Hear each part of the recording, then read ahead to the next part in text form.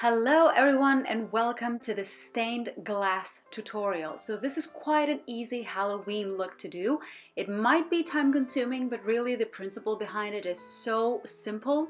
I had a lot of fun doing this one. It's a little bit like work therapy where you get lost in the strokes and in what you're doing in the moment and you don't really think about what you did before or what you're going to do afterwards. Ideally afterwards we could wear something like this out to a Halloween party. So without further ado, let's begin with the tutorial.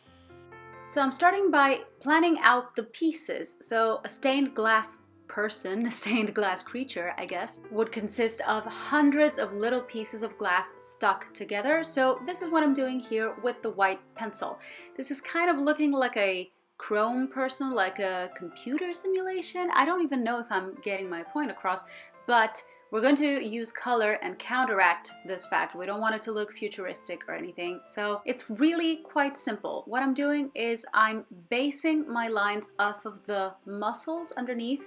So I'm loosely getting inspired by the human anatomy in the sense that, for example, on the cheekbones, all the pieces are rather horizontal and they kind of have this curved shape to them, and same goes for the neck and the cleavage and all the bones that would otherwise be showing underneath but cracked. This is kind of how I have it in my mind. So all these little pieces could actually be the skeleton of a human if they were to break into 1,000 little morsels, which would be beautifully colored and reflect the light.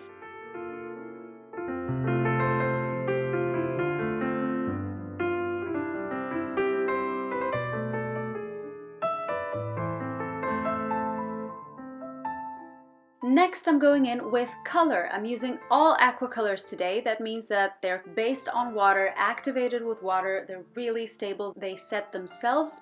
They're really matte. They're not going to budge. They're not going to go anywhere. They're not super blendable, but we just want them to stay put. So what I'm doing is I'm using a pale off-white, sort of like a pink.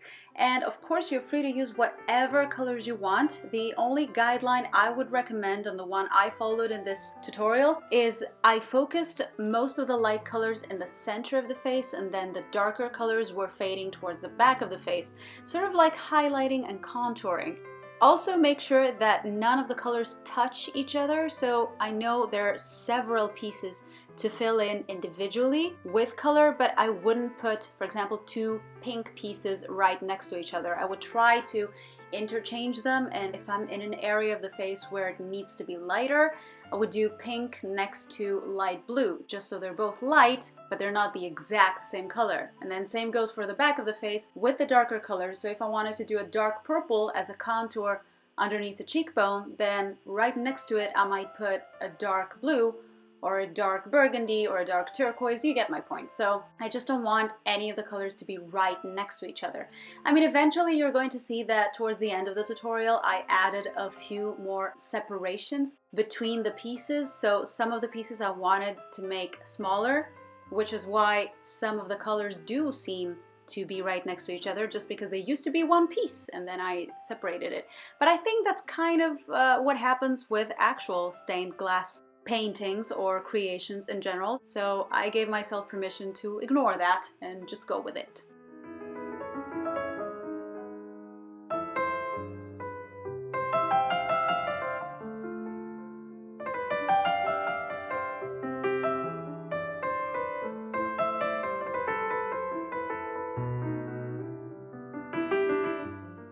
And finally, for the outlines, I'm using my Kryolan Black Aquacolor just to cover all of the white outlines that I initially created just as a guide. Of course, you could skip the first step, which was mapping out all of the pieces. I found it easier to know exactly where each color is going to go.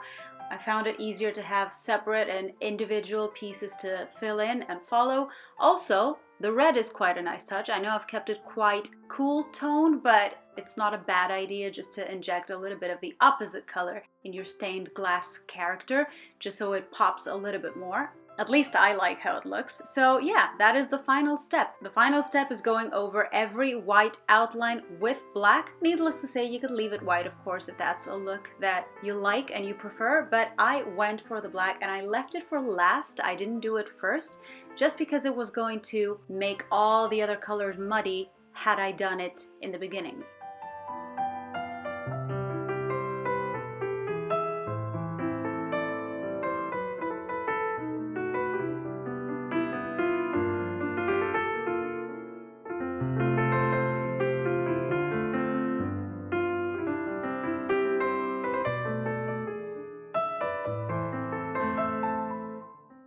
And that is it for the finished look. This took about 3.5 to 4 hours to complete, but it was totally worth it. I think it's quite original. I've seen it around many times, but not in Halloween parties, so I think it's going to be quite genius in its simplicity if you show up like this. If you do, make sure to show me a picture on Instagram because I love seeing your versions of these types of looks.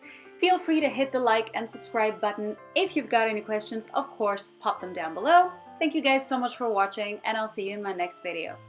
Bye!